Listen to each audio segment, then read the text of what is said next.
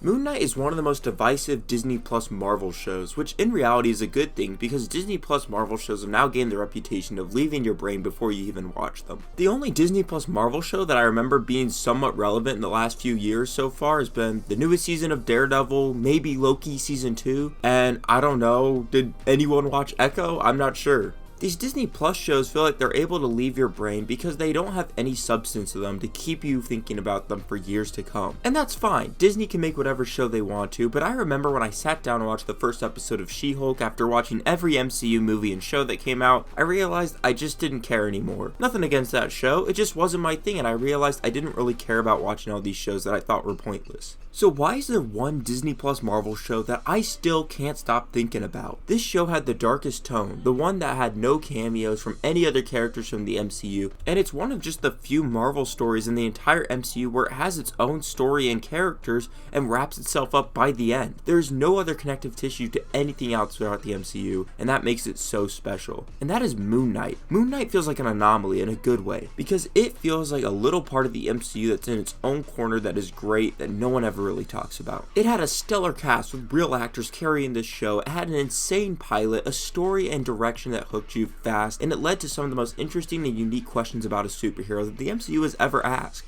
But then the biggest question sits there. Why is it that everyone in my normal life loves this show? But every time I go on Twitter and look up the Moon Knight show, it's like you're mentioning Bill Cosby with how much people hate this thing. But even with that, I wanted to look at Moon Knight because with all the new Marvel shows coming out, this one I think is still really special, even if you don't like it. So this is why Moon Knight was a great show and a bad adaptation. Now Moon Knight was developed in a unique time in the MCU when it came to their TV shows, because Moon Knight is a 6-episode limited series that came out in 2022, like the other limited series that came before like Falcon and the Winter Soldier and WandaVision. But Moon Knight's an interesting divide because you can tell it's stuck between two worlds with wanting to be a limited series and now Marvel wanting to have shows that go on for more than one season because of how much money they put into them. So Moon Knight does have the classic post-credit stinger for a season 2 that could possibly happen, but to this day, Moon Knight Season 2 hasn't even really been talked about or isn't even close to production, which really is a shame because the show is great because of how unique it is. Moon Knight follows a man named Stephen Grant, and he has DID, where he will wake up and things will have happened that he doesn't know how they happened, and he has to find out what is happening to him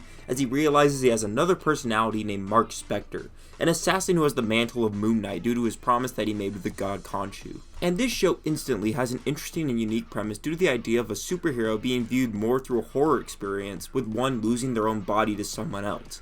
It's a terrifying idea, shadowing stories like Dr. Jekyll and Mr. Hyde with how Mark loses his body and creates dark scenes to wake up to, and he is responsible for them. And those questions and scenes that are established in the early episodes are the best part of this show. One of the hardest parts of writing a TV show with mystery elements is answering those questions. Ask J.J. Abrams. But we love shows that probe at fun and unique ideas in our psyche, and Moon Knight's greatest strength is in those early episodes we really don't know what is going on. These two people are fighting over one's body with the struggle of realizing what is real and what isn't, and what difference Khonshu is making and what they perceive, and is any of this real or are they just suffering from mental illness? And Moon Knight excels at showing that struggle between these two characters through unique visual tools to set them apart. And this is where Moon Knight stands out compared to most Marvel shows because the direction of this show is incredible. Mohamed Diab brings a unique visual storytelling method to show who Moon Knight is as a character, and this show is shot very well when it isn't fully reliant on CGI and its more grounded moments in those earlier episodes.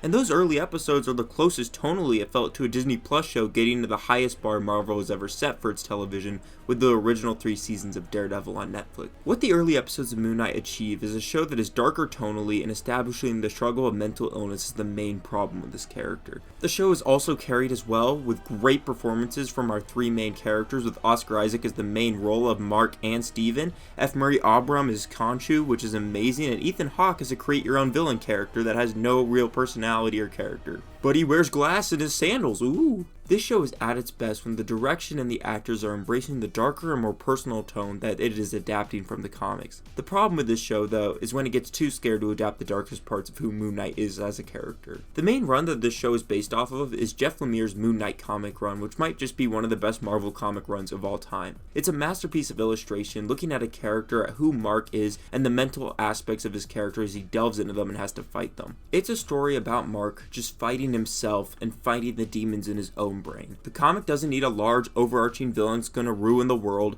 And it doesn't need Khonshu fighting a giant snake over Cairo at the end of the 6th episode with a giant purple laser shooting into the sky. Because that entire comic story is about Mark as a character, wrestling with himself, his mental health, and Khonshu. And I think that's where we see the biggest divide between people that just like this show that came from the MCU and knew nothing about Moon Knight, and comic fans that love this character, because the show never really goes that deep with Mark as a character. When things get too dark for Mark as a character, it's fine. Steven is our comic relief, he can bail us out. If we're in a mental hospital, it's getting too realistic, boom, funny giant hippo walking around. Khonshu getting too manipulative and horrifyingly showing how religion and blind faith sometimes can take over mentally ill people and blur the lines of what is reality? Well, just have Steven crack a joke and tell him that he can turn into a good guy that can fight a Godzilla lizard over Cairo. The show just ends up not taking Moon Knight as seriously as a character, and I get that. It's hard to make a character that worships a moon god be taken really seriously. It can seem like a dumb aspect of a character, but when you just water them down to being a generic superhero that can fly and beat up everyone, they become a lot less interesting. The character over the course of the show slowly gets more MCU-ified.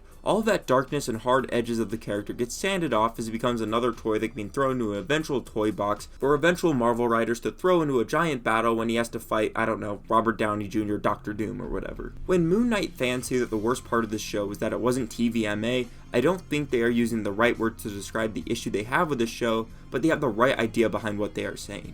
Moon Knight didn't need an insane amount of gore or him dropping F-bombs as he fights off mummies in a train station. That's not what makes him special. What the fans wanted was for his character to be explored more deeply. They wanted the exploration and depth a show like Daredevil achieved through being aimed at adults. If it doesn't have to pander to as many people through a TV-14 rating, it doesn't have to try to create a large MCU final fight for a character that is relatively small in scope. Moon Knight as a character fights more mental demons than nearly any other MCU character, and that lack of exploration through that, I think, led to people being very disappointed with how he was adapted. Does that mean this show failed? No, not at all. For new people like me, who this was their first introduction to the character, this was awesome. This was a fun show with great direction and unique visual fights, and moments to carry you through the lackluster finale, through great performances, through these amazing actors. Is it a fun show? No doubt about it. But it's not fair to write off the people that think this is a total failure of an adaptation, because MCU Moon Knight really is just a different character. When you view him as his own thing in his own universe, I think he works great for what the MCU needed as a Moon Knight.